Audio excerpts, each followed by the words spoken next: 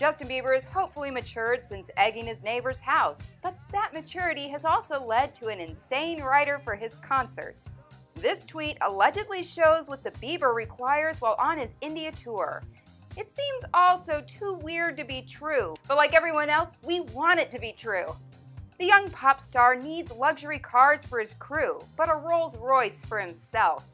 He also wants the swanky hotels he has booked to redecorate his room with mogul paintings and new linens. Plus, he supposedly wants purple carnations because purple is his favorite color. Makes sense. It's not like he could claim pink, that's Aerosmith's color.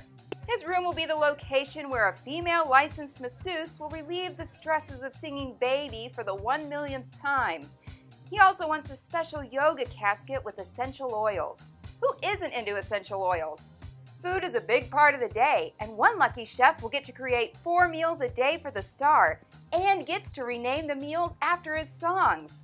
I hope the last meal is called, "Is it too late now to say sorry? These were all frozen dinners."